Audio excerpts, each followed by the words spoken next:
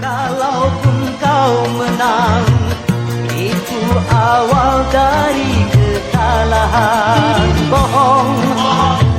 Kalaupun kau kaya, itu awal dari kemiskinan.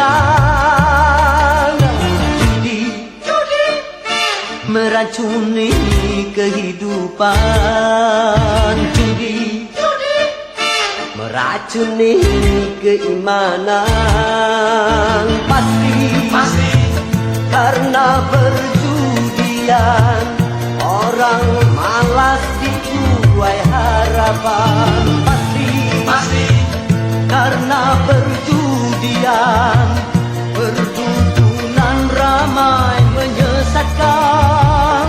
Yang beriman bisa jadi murtad, apalagi yang awam.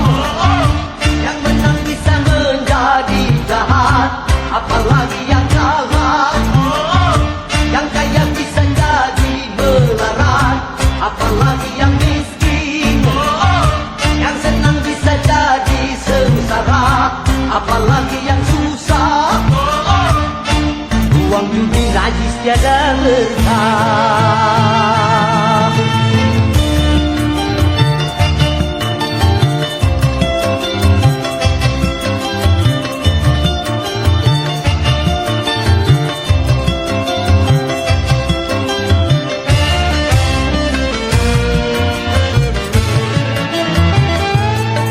Uang yang pas-pasan, karuan buat makan.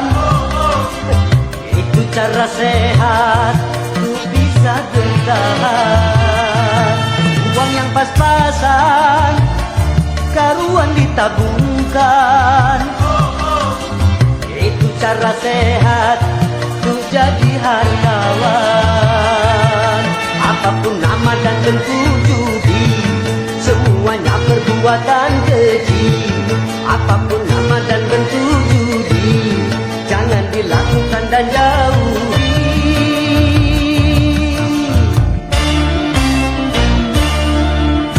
Judi menjanjikan kemenangan. Judi menjanjikan kekayaan. Bohong. Kalaupun kau menang, itu awal dari kekalahan. Bohong. Kalaupun kau kaya, itu awal dari kemiskinan. Judi meracuni kehidupan. Judi meracuni keimanan.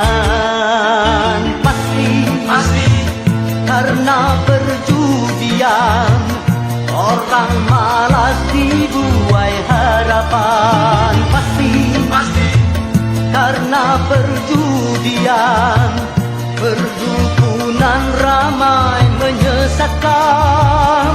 Yang beriman bisa jadi murtad, apalagi yang awam.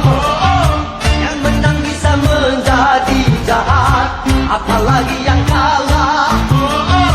Yang kaya bisa jadi melarat, apalagi yang miskin.